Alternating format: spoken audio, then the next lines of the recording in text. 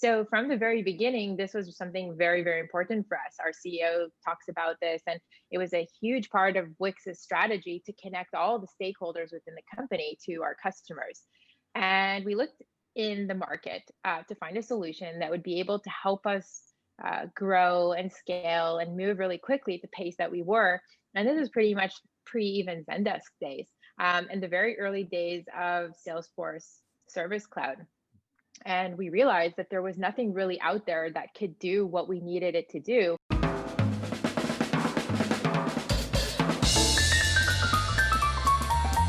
Okay, we are recording. This is another episode of the Automate and Grow podcast. My guest today is Naomi Rozenfeld from Wix Answers. Naomi is the Chief Revenue Officer of Wix Answers. So Naomi, first of all, thank you so much for joining me today. Thank you, Michael. Great to be here.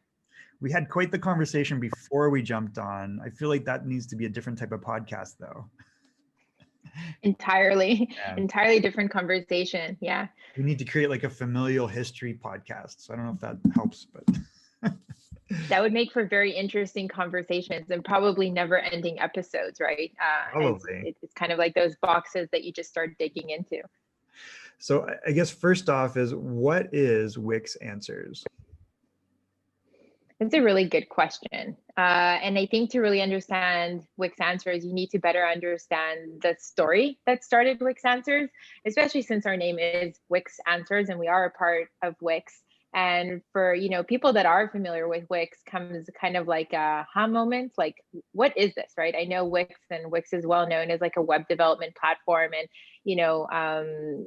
gives basically anybody and everyone an ability to have an online presence and to manage their small business. And we're a platform for customer support for larger companies, and it's hard to make that connection. So to kind of really answer that, you need to go back into the really early days of Wix. I'm talking about like 10 years ago, when Wix itself was a very high growth company and really pretty much on the edge, this tipping point of like explosive growth. And we were always a SaaS-centric company from day one. So listening to our users, or at least understanding what they needed, where did our product need to go, what did our roadmap need to look like, was really impacted a lot by that user voice. And it's interesting because today a lot of companies are talking about this user voice, like, how do you embrace it, how do you listen to it, how do you really understand your customers' pain points, and then leverage that and take that into the company, and connect those dots. So from the very beginning, this was something very, very important for us. Our CEO talks about this, and it was a huge part of Wix's strategy to connect all the stakeholders within the company to our customers. And we looked in the market to find a solution that would be able to help us grow and scale and move really quickly at the pace that we were. And this is pretty much pre even Zendesk days, in the very early days of Salesforce Service Cloud. And we realized that there was nothing really out there that could do what we needed it to do. And as a product-centric company, we said, okay, just, screw it. We'll just build it. And we have a lot of products in-house at Wix, so this wasn't really that different. And that journey had basically started with knowledge. We started building self-service as a product for our customers, and a way for them to answer their own questions. And obviously, deflection was huge, especially when you're a B2C company and you can't scale and answer like thousands and thousands of questions an hour. And then that knowledge expanded into like multi-channel, which means like, I am here to answer you on chat and I can answer you on email. And it was all very integrated. And then it expanded into a full contact center and live chat, and eventually started to become like a very big, robust platform that was basically supporting Wix at scale. That's kind of what gave birth to Wix Answers within the larger Wix. So the idea, for people that maybe aren't familiar with this space, you had an internal post-sales support requirement, like most companies, right? It's like you've sold people on being a Wix customer. To retain that revenue, we see a lot of, first of all, this whole concept of customer success, right? And then what you're talking about is you needed a platform that would support that, where people could get answers to questions they had about the product, deal with issues that they have post-sales. And you're saying rather than buy it, you built it. Yeah, exactly. We built it. We thought it was going to be just a small project, and it became a full-fledged platform at scale. And like, just to put that in, in numbers, it's pretty big today. I mean, it supports Wix at over 180 million users that we have, and over 20 languages, and support customer care, customer delight, whatever really kind of like label, or the way that you call that, is the core of what we do. And it's a very massive function. It's like a really inherent part of us and as a company. Now, all of this sounds, interesting, because, here's a company that had a real pain point, had a problem, couldn't really connect to that user voice. Everything was kind of all over the place, and we seemed to solve it for ourselves.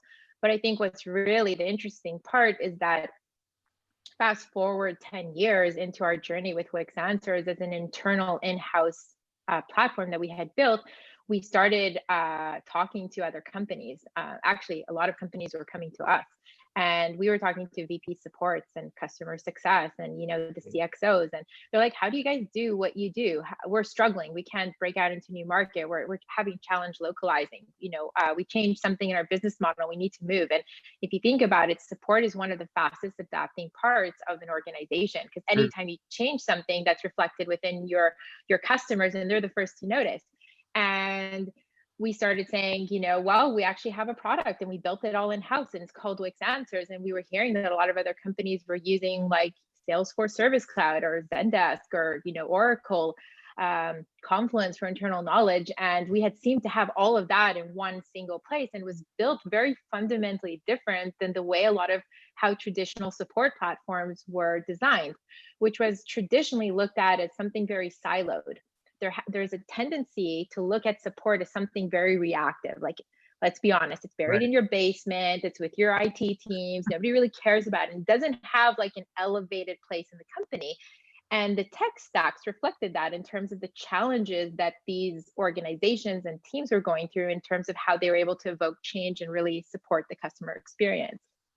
And hearing that we had something that was very interesting for a lot of other companies is basically what gave us a case to take this to the Wix management and say, like, this really is an interesting product that can potentially disrupt the space. And there's a lot of interest in it from large and small companies to actually use it. And that's basically like what kind of gave Wix Answers that kick into an industry and a market that's entirely different than what Wix is in business for. So I think traditionally what you alluded to is, Zendesk has grown, Service Cloud for Salesforce, which was something else before. There was like Desk.com, and then something they bought, right? These are all centered around problems, right? The idea is it's a case or it's a ticket, and some of that comes out of either customer support methodology or you mentioned IT. So how is Wix Answers like approach a little different? So yeah, there's definitely the aspect of channels being a little bit more siloed, even though they are really connected. It's not that we didn't invent the wheel when it came to channels. With Zendesk and Salesforce, you can get basically all the channels that you can support. You can have calls, you can have SMS, emails, chat, bots, doesn't really matter. What we do really well, because they think of how the platform was designed in-house to solve like our own pain point before it became a product that was commercialized to market, there was a very strong focus to build something that was really, really cohesive and all built in-house. So whereas, let's say you take Salesforce as an example, you're going to go and you're going to use, let's say, their ticketing or their chat, you're going to need now a call center. You're going to go to like a third-party vendor for that. And the same would be like with Zendesk. You can use their core ticketing, but let's say, for example, you're going to need AI layered on top of that, or you're going to need, I'm sorry, I think my printer just, my printer is going on in the background here. So we're going to hope that that's going to be one page of printing. But where normally you would have Zendesk, let's say, for core ticketing, and then you now need AI, right? Or you're going to need a contact center. It tends to be like a combination of different vendors or different tech stacks coming together. And the pain there is that causes gaps in terms of how the agents get the information that they need, and the end users or the customers are being serviced. With Wix Answers, everything is built into one single platform, one single place. And now it just provides a much more fluid full 360, but a real and true 360 of the customer. It's not a bunch of nuts and bolts all connected. It's just really one cohesive timeline. And I think that that's just a byproduct of a real company with a real pain point trying to solve its own problem, and rather just building a platform for the sake of building a product. A lot of times I compare it a lot to the AWS story. The only difference is that we didn't really create an industry, but we are like a very good example of a large company at scale that couldn't find a solution and develop something in-house. That seems to be something that resonates still with many companies 10 years later from the point of when we started our own journey in this. So I think that I guess, who are you helping typically? Like, is it small companies, large companies, or everything in between? Yeah, it's a good question, because Wix is definitely known as a company that serves SMBs, and now as well as moving a lot more up market. And Wix Answers has a lot of DIY aspects in it. And I don't mean that in a way that simplifies or minimizes the product at all. I think it just comes down to a lot of things that you don't need to traditionally depend on R&D and development resources for. So the ability to move fast and to execute, or the ability to adapt and change, is very easy to do with Wix Answers as a platform. Ironically, though, our platform, because it can do so many things at scale, seems to be a very good fit naturally for larger scale companies. So we traditionally right now are looking at companies that are about a few thousand employees and above. They're usually already very deeply embedded with Zendesk, Salesforce, Oracle, Genesis, any of those like really large, players in the market. And we're actually starting to also focus more on startups. So really like that beginning of the company, trying to talk about how important it is from day one to make this a priority and a focus for you. And your users and your product teams and your marketing teams, because we're really also trying to have that conversation in the market by saying, don't look at support as just something that needs to just be there for the sake of being there.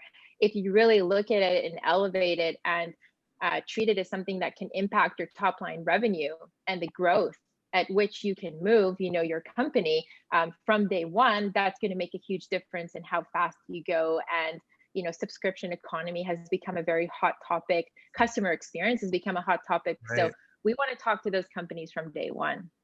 And I was going to say, like, I think there seems to be recognition because, a lot of businesses are now, especially if they're software companies, are based on a recurring revenue model, and churn is the thing that kills them.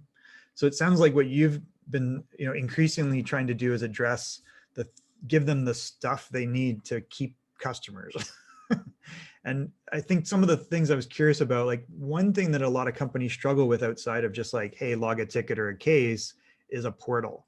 And you mentioned self-service. So I'm curious how much of that is tied into like an online place where customers can go to do the stuff they need.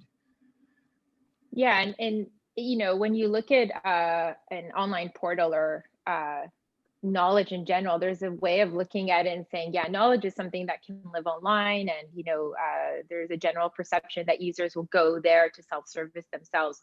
And we are one step ahead, and that's basically trying to be where the customer is at and anticipating that need before it becomes one, and doing it in a very, very personalized, highly contextualized way. So what I mean by that is, take, for example, Amazon. Everybody's like super familiar with Amazon. We've all, ordered something from there. And I think they have one of the best customer support funnels or customer experiences.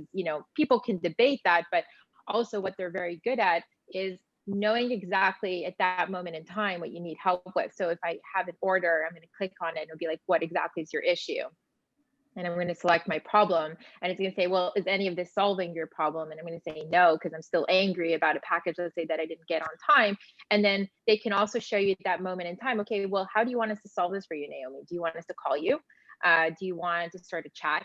Do you want to like email us about it with more details? And that's really interesting because it's also meeting the customer at exactly where they are. I don't have to start like an actual email thread by saying, hey, this is the order that I'm talking about. This is the problem. They know exactly what I'm experiencing. And then they're giving me like that pinpointed support. And that's exactly what we're trying to solve or help companies to solve. There's this way of looking at support self-service and saying, okay, let our users go to a help center. But now we're actually having conversations with companies saying, you guys have an app, you have a product, you have a game, Right. like there's an experience that's happening. Why wait for the user to like start the conversation? Because we know that once they start, they're already signaling that they have a problem. But also we know from like industry statistics that only 10% of your customers are actually going to flag you that they have a problem. The other 90% are what we call like those silent customers. And that's where the churn usually happens, is like they're going to say, you know, I'm not getting what I need, and they're going to go to a competitor somewhere else. So if you have 100 tickets that are being opened, let's say in one day, that's usually only representative of 10% of your users that are actually really experiencing that problem. That's crazy. I think it's always been a bottleneck, right? Like where, let's go, traditional customer support is by phone, and it's just a terrible experience for people, and it's very, difficult to manage for the company. So it's like a lose-lose. So I think what you're saying is, let's use all these other channels that can either be self-service or that can have a more scalable experience, right? Like you mentioned chat, you mentioned email, which doesn't just tie up one person, one line, and kind of have a one-to-one experience that way, but having mass one-to-one, it sounds like, is what Wix Answers is really good at. Yeah. Yeah. And I think also just realizing that there can be a fluidity from self-service. It doesn't have to be black and white. It doesn't have to be like, I'm just going to service somebody with an article and like, that's it. There's many ways to know whether that helped the user or that didn't at that point in time. And then say, okay, listen, this person really needs more of a high touch. Like, let's offer them a chat. Let's not put a bot, because bots really sometimes are not the right approach in terms of how we should talk to our users or try to help them. Maybe this is a user that right now needs a callback request. Versus like trying to wait on the phone for 5 or 7 minutes and only get more agitated. So that fluidity, like you were asking me earlier, like how is it different? Everybody does a lot of the same, but how you connect those channels to make it really seamless for a user and an agent who's on, like, it's on the flip side, to transition between those channels is what we do really well, all in one single platform. And you probably have experienced this. I know you've ordered something or something came broken, or you got a service from a company. We've all been on the flip side of customer service, being customers ourselves. And I don't know about you, but if it's something that I'm like emotional about, and I send them an email, I'm also going to go and find their number on Google. And before you know it, it's going to be like I've hit them up on social and I've tagged them because I'm upset, or I've called them, or I've sent an email. But customers have a tendency to hit up multiple channels, especially when it has to do with banking, right? Financial services, travel, things that have to do with your kids, or right, insurance. Yeah. And we connect that really well, and all those dots are basically connected in one place. It's a super complex thing when you start getting into it, but it's also very, very interesting, just the layers that you can get into as far as making sure, number one, because you have so many potential problems to solve, ways to solve them, and then channels to talk to people on, right? So I'm sure it sounds like an awesome way to manage all of that, which I know firsthand from implementing Service Cloud that it's not a straightforward thing sometimes. I can totally see why you went to this approach where it's non-modular. It's almost like this is the platform. Yeah, you're right. Listen, this is a really, really like the nerve system of a company, right? Everybody talks about, solutions being complex to sell, and then there's big data, and there's a lot of different, obviously technology that are more complex. But the thing about customer service is that it's really like that nerve system of the company. It's without customers, you don't have a business, right? And it's usually integrated to your CRMs and your back offices and like so many other platforms or integrations and things like that. But it's really the core, like the heartbeat of the organization. So many times these platforms or tech stacks are also broken, and that causes like a ripple effect in terms of the company.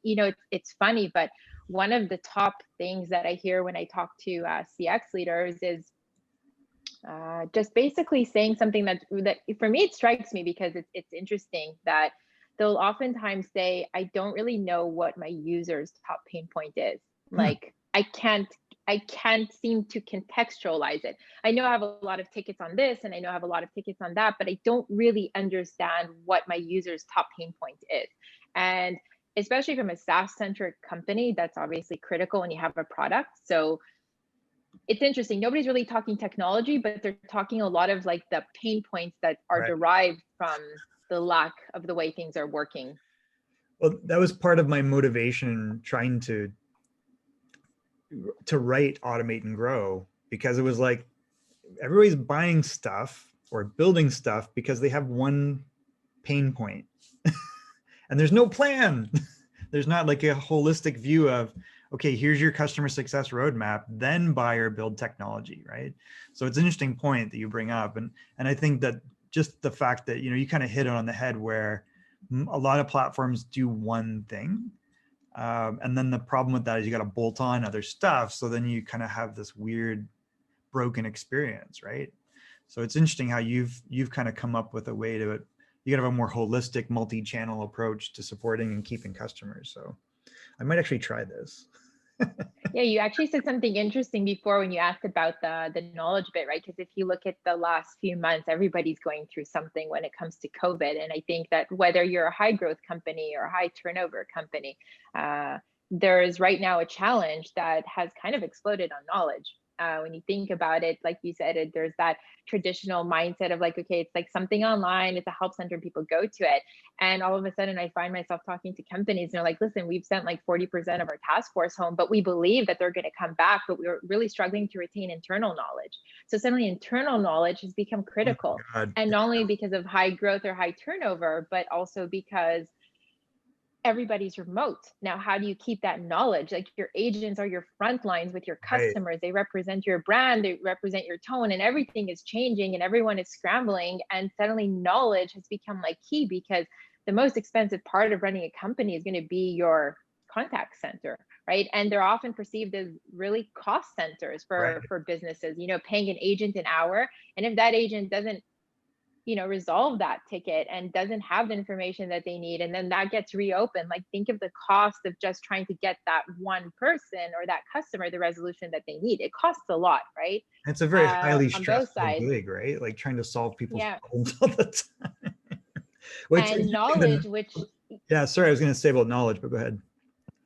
No, I was just going to say, like, knowledge was something that nobody really wanted to touch. If you were to talk to me in January, I would have probably like said to you, Michael, listen, like knowledge is a really big part of a company, but most people like can't seem to take ownership of it. There's like a diverse sense of ownership with a company. It's not really prioritized.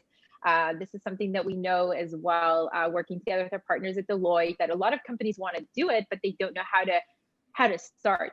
And then, fast forward like 1 or 2 quarters later, middle of the year, we suddenly find that one of the biggest projects that's been taking off for companies is just knowledge. And I mean knowledge like self-service. I just need something right now on my chat to help my users answer questions and like deflect a little bit more and take the load off my contact center. I need knowledge internally. I need to get an internal knowledge from my entire company so we can all like talk and communicate. Or I need like departmental knowledge, like large legal teams, large BI teams. So knowledge has just become like a very hot topic for us lately. And it seems that there's a very strong trend of companies scrambling to get that because they understand how important that is. Obviously, both internally, like intrinsically within a company, and also externally. So that's been something that's a very interesting trend that, I've been noticing at least in the last year. It's interesting you say that there was resistance, or, I feel like the changes that we've been going through have accelerated things that we put off. Whether you're a restaurant and you have to suddenly do everything digitally, and you're used to doing, location and seats and, oh, sorry, that's gone. And the same thing, it sounds like in the support industry, it's like, well, we can't all be in the same place. Suddenly you lose that tribal knowledge of how to solve problems. So it's interesting that suddenly that's accelerated, which are, whoa, we better have a way that we consistently have questions and answers to those questions. So, and I actually, that's how I remember, I think whenever I stand up any sort of knowledge product, it says, look, what's the top 5, and then go 30 questions that your customers keep asking, right? What's the repetitive thing? And then what's the best way to solve it? That's knowledge, right? That's where you can start. And I think that's tiptoes in that.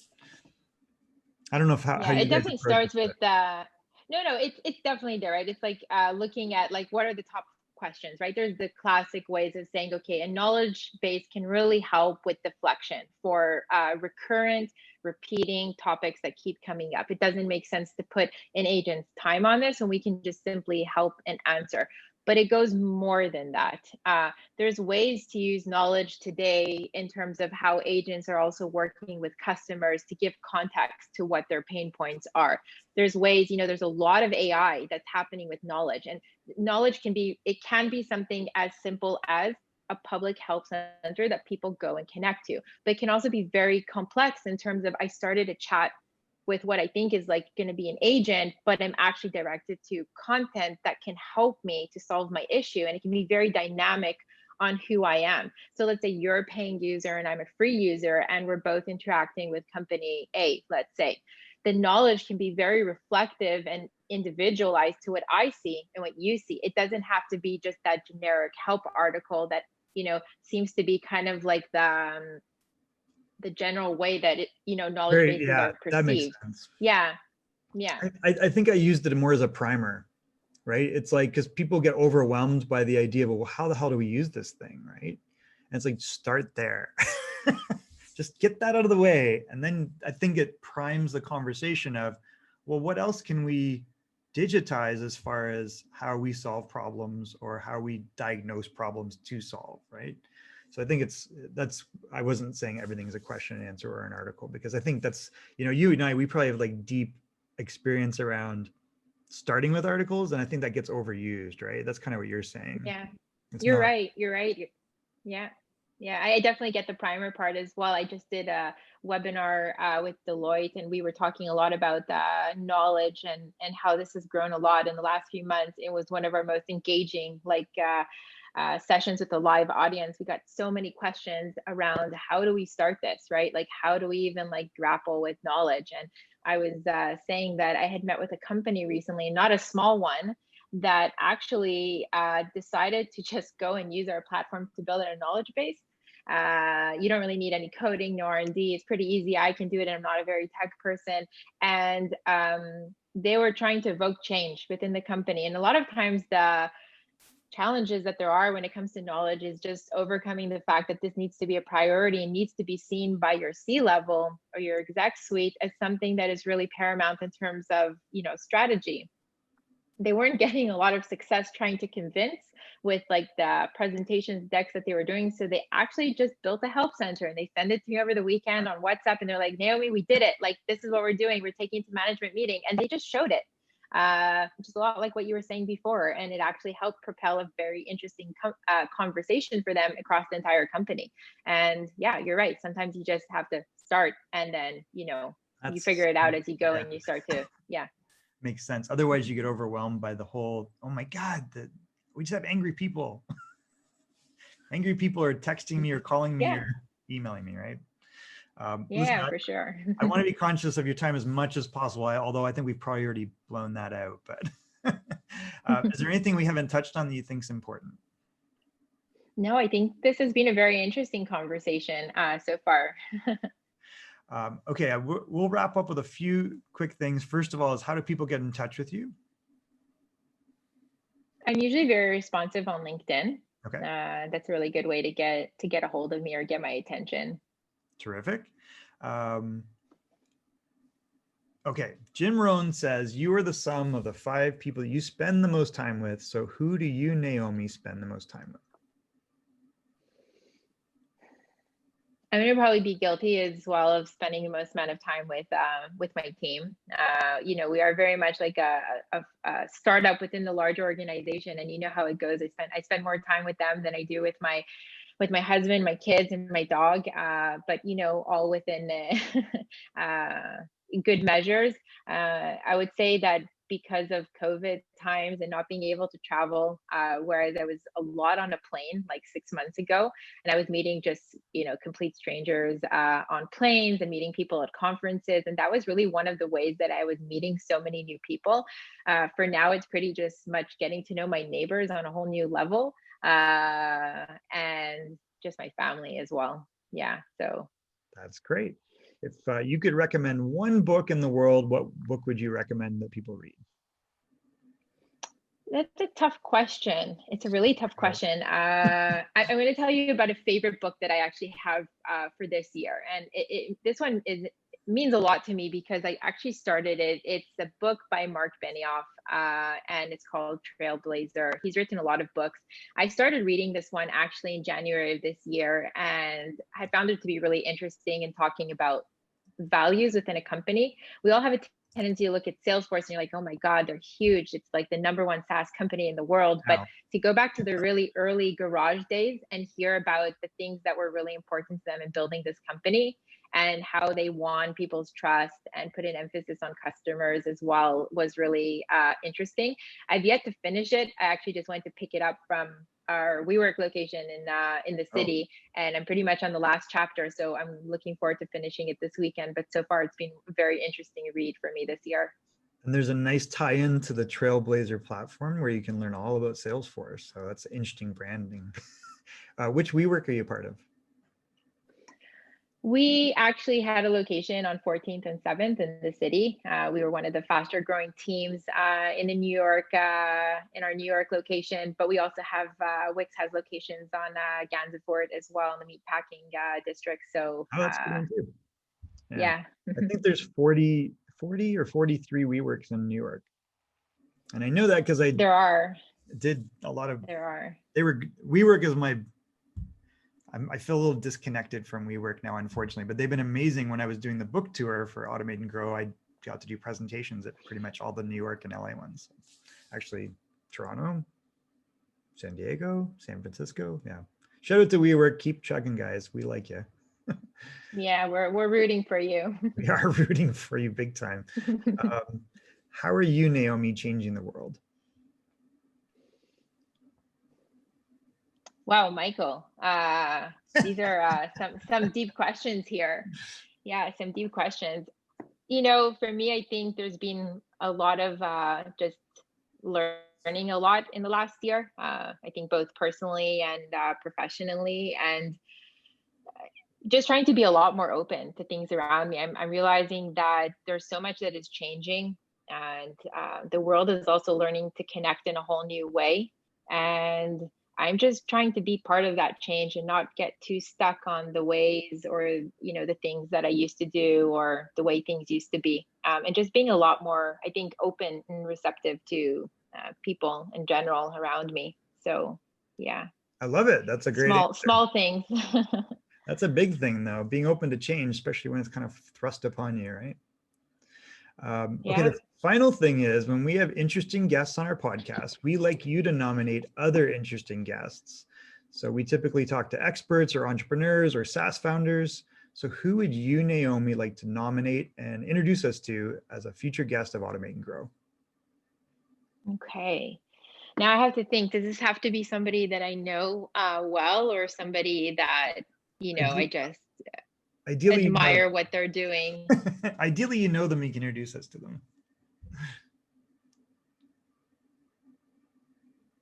Okay. I like how seriously you take this, though. This is very... Yeah, I'm just like, I'm thinking here for a moment, because there's a lot of people, and there's a lot of different people, I think, in terms of entrepreneurs and people that I've been meeting that are just so interesting lately, and everybody at a different level. I'm kind of drawing a blank on this one, Michael, for a second. I might actually have to email you my reply after. I feel terrible about letting you off the hook, but I know we're kind of running out of time. So, all right. Well, usually the first person is the best person that you think of. So I don't know if that helps at all, but yeah. I think you're gonna come up with a really good one because you're thinking so hard about it. It's gonna be awesome. Yeah, I normally don't like to get stuck on questions, and they usually just come to me. I'm definitely like a gut instinct person. All right, we can come back to that one. Naomi, I want to thank you for your time today and acknowledge the great work that you're doing. And I encourage people to check out Wix Answers, and I hopefully will see you in a future episode of Automate and Grow, and whoever you come up with, I'm sure is going to be amazing, because I can tell you're really serious about it. So we'll... Okay, I have somebody, and it's been a pleasure. It's been a pleasure talking to you, Michael. So we'll see if this makes it in and if it gets cut out. But I would say we're friends with Twillio. We're also partners with them. They've been very strategic in a lot of the things that we do at Wix and Wix Answers. Somebody who I think has taken on also more of a mentor role for me, and has been really interesting to learn from and understand a lot of his experience at Twillio. And his name is Mark Broditsky. He's the CRO at Twillio, and I've known him pretty much from the first day since Wix Answers even kind of launched. And he's always been very much a guiding light in terms of building a business and knowing what to focus on, and has had a lot of valuable advice. So I would nominate Mark. That's a wonderful nomination. So I'm glad we gave you a couple minutes to think about it. So Mark Broditsky, right? The Chief Revenue Officer at Twillio. We love Twillio. Haven't ever talked to them though. So this is a great opportunity. We will accept that. Maybe it was worth the wait. It was, totally. I didn't mean to put you on the spot, but sometimes that's how great things happen. So yeah. Terrific. Well, we accept that nomination. Thank you so much, Naomi, for the time you spent today, and I really appreciate it. Come back anytime you want. Thank you, Michael, for having me. It's been great. This has been another episode of the Automate and Grow podcast. We will see you on a future episode of Automate and Grow.